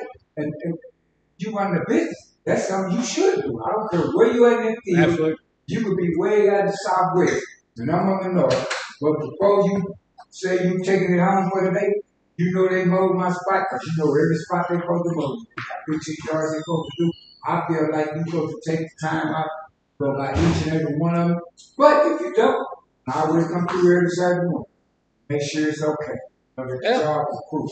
Yeah, and I agree with that. If somebody's working for you or something like that, she's looking at you now. The moment you turned away, she started looking at you. I'm trying to get him. Oh. Believe you. So anyway, emotional. I feel it. It must be true. I feel like that is something that's going on. So therefore, it must be true. So, but it's not. It's not. Not necessarily true. So, also we do a whole bunch of stuff. Um, This is important. I don't doubt that. I don't doubt that. You get to him for the week. See, that's why that's the same thing because just emotional reasoning. You were trying to get an important note to Jay, and I'm up here seeing all of that.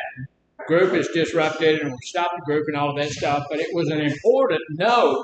What I'm thinking is, okay, group's not important, but that note is important. But that's that emotional reasoning stuff because that could have been much more important. I can't you know exactly what it was.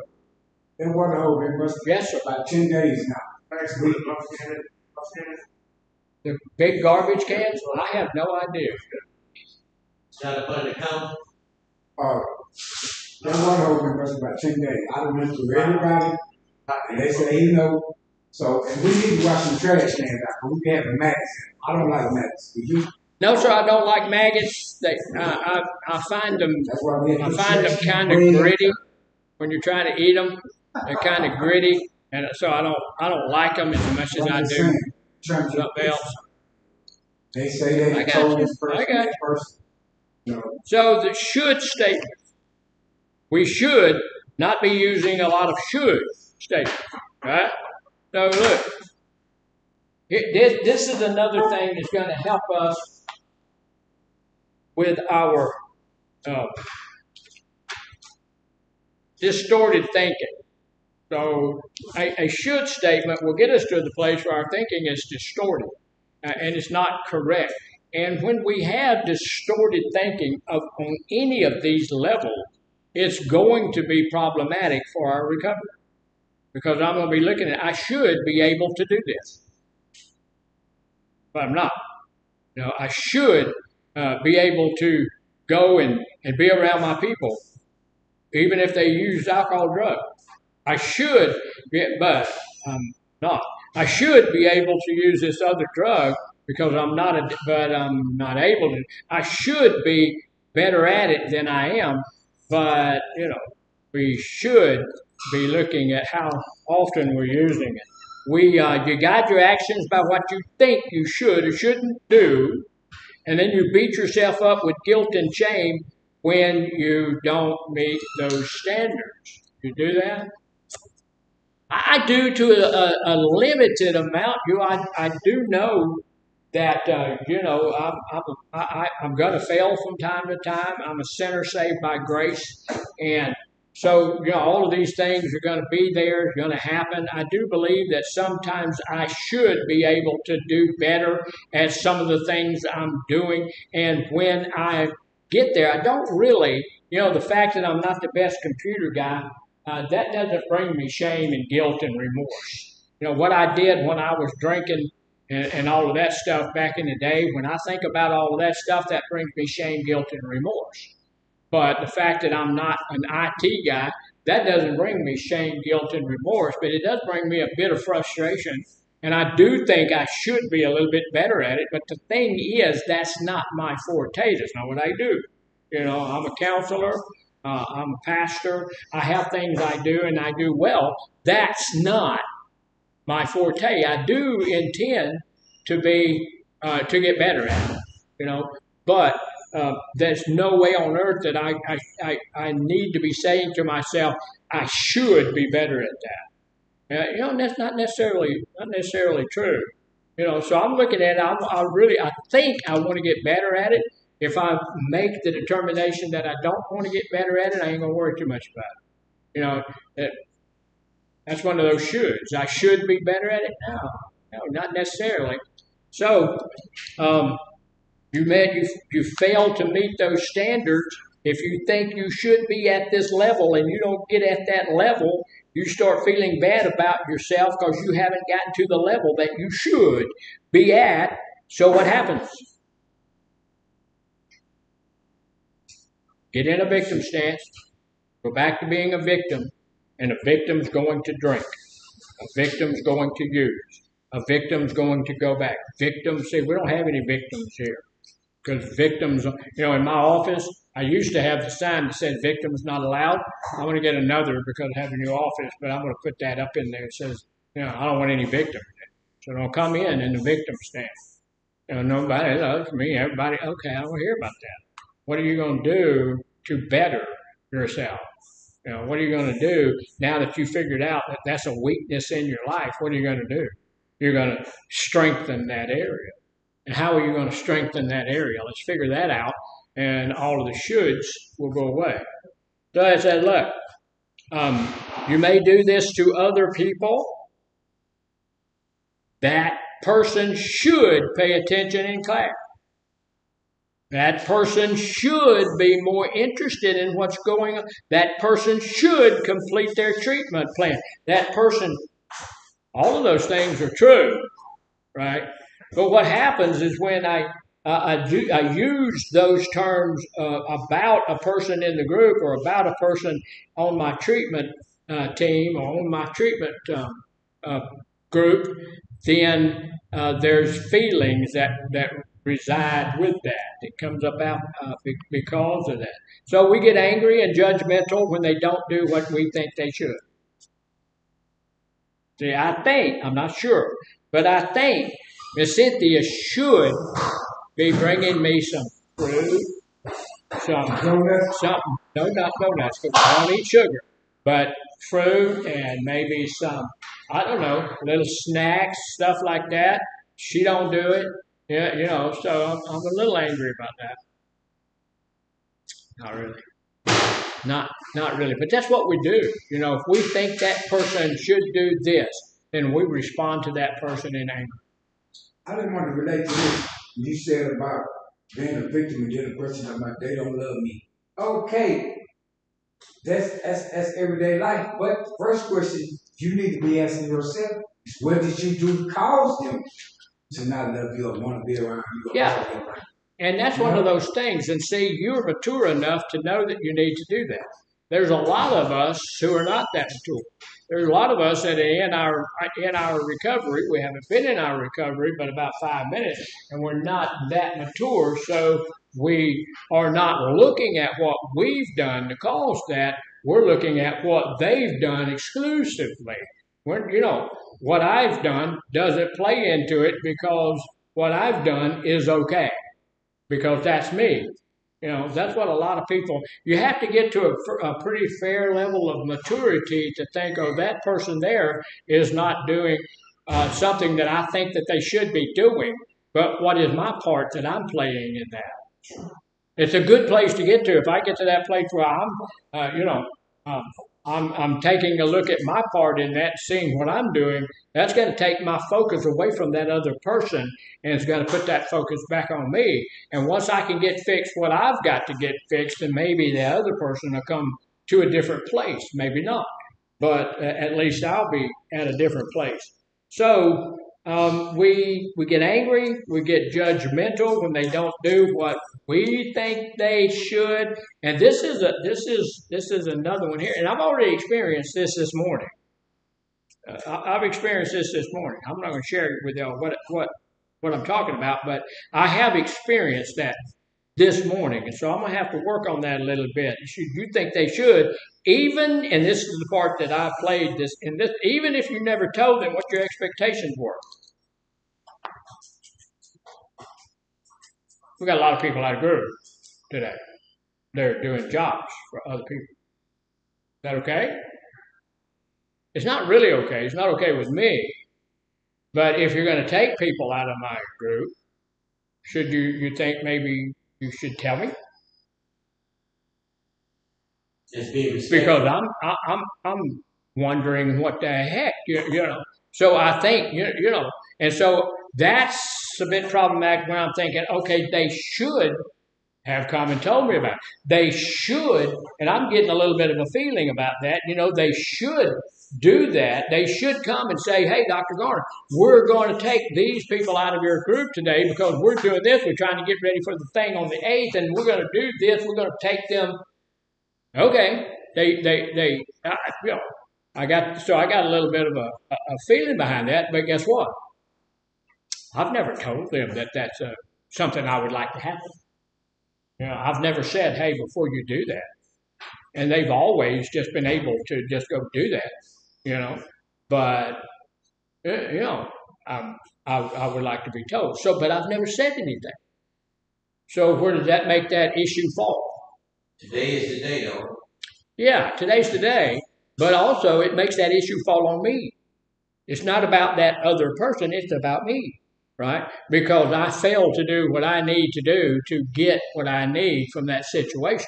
So I'm going to rectify that. And that's what we ought to be doing. That's what we should, for lack of a better word, be doing in situations like that. Some people need to know what your expectations are.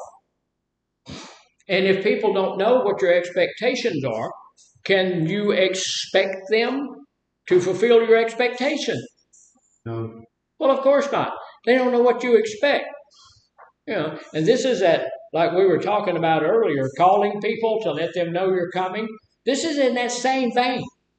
I'm not going to go pull somebody out of the group, education group, process group, whatever that group might be, unless the facilitator knows. Because I'm already writing people up for not being in group. And they have a perfectly good reason to be out of it. But there's no communication there. So that needs to work, that way. This is why I'm calling people to say I'm coming. Have you ever showed up at somebody's house and they not be there? Yeah. I did that. Yeah, when I went back, I did not look. I learned my lesson. This was 30 years ago. But I went back, y'all know I made a geographical escape from Mississippi back to here in Texas, got married to a Texas girl. And met the Lord Jesus, got my kids grown up to a place where they could travel, and we left from here and went back to Mississippi to introduce my wife and kids to my family. I didn't call them at all. I went over there, found out my sister had died, her husband had died, their kid had died, everybody was suffering croakification. So I showed up with expectations. I'm going to meet, my wife's going to meet all of these people, and they're all dead. So that was not a good thing. So this is one of the other things. There was a cousin over there and a couple of other people there and in Alabama that I could have called and communicated with, and they would have let me know the sad fact of the matter. But I didn't do that. So even if you never told them what your expectations were, what does that tell us? No communication for one. Yeah, we need to be communicative. We need to talk to other people. We need to go tell folks, look, I'm going to do this and I'm going to do that. I need this and I need that. It's not real hard to communicate to people. I need to be willing to talk to people. So we need to look at our should statements. Those people should. I worked at the prison for a whole lot of time. And I had people there tell me, well, my mama, my daddy, my wife, my whatever, should send me some money. That true? That was their expectation. But I'm in prison over here. I'm going through this prison life here, and they're out there trying to work and save take care of the kids and do all of that kind of stuff. And I'll guarantee you this: the prison system makes sure you get fed 3 times a day. You get fed, and if you've not been there, you don't know. The food is not the best. Some of it's pretty good. But they'd have pork chops and all of that kind of stuff. You'd need a chainsaw to cut it up, because it's kind of tough. But, they've got all of that. And they have pork chops one day, and the next day they'd have chicken, and the next day they'd have something else. But they always had, there's 3 meals a day there, sometimes about 2 times a week. Sometimes 3 times a week they would have dessert. It's only 2 times a day. So is it 2 times? You only eat twice. You only eat twice? They drop. Did they? That must have been after I left because I remember having breakfast, lunch, and the evening meal. Because the deal is if you work there, you get to eat there. And breakfast was always good. They make bacon and eggs and pancakes. And it's good. I say, especially coming out the ODR.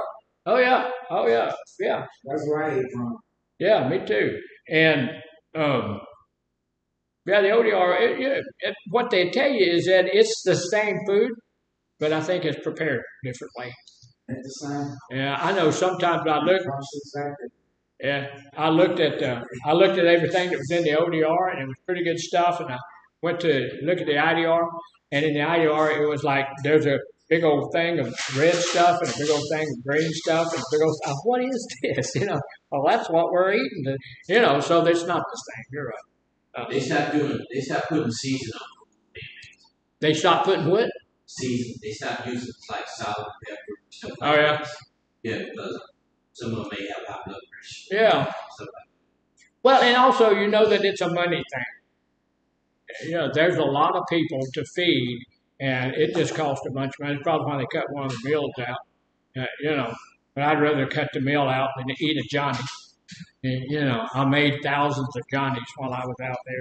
I'm the director of the program, and when they shut down, they locked down, then I got to go make Johnnies. I wouldn't tell my people to go make Johnnies without me going with them. So we're over there making Johnnies and stuff, and some of that stuff, man, I don't want to have it. So anyway, one more thing that we do a lot of, and I don't do this as much as other things, but judgment and labeling. I don't judge somebody unless I talk to them. And there's still some things that people do that I'm not okay with. I'm not okay with it. And I will let them know. Because like I said, I'm assertive. I'm going to tell you, I don't ascribe to that. I don't like that. I'm not going to do that. But I'm not going to judge you. I'm going to go and find out why you are doing what you are doing. And then we're going to talk about it because I don't want to just judge a person without knowing. And then what is labeling? When you label somebody, what is that? Like making a conclusion about them. Come to a conclusion about that person. Judge, you make an assumption. Yeah, and then you put it on them. Right. When you're judging someone, you're making that assumption. And we've already talked about the fact that we don't do assuming. We're not going to be doing that. But I'm also not going to put that label on that person. I'm not going to say that this person is that. Until I go and talk to that person and we get to know one another and I know that person's that. And then I'll ask that person, are you that? And they say, yes. Okay, then you're that. And then I can put that label on. But I'm not going to put a label on somebody because I think they fit that label.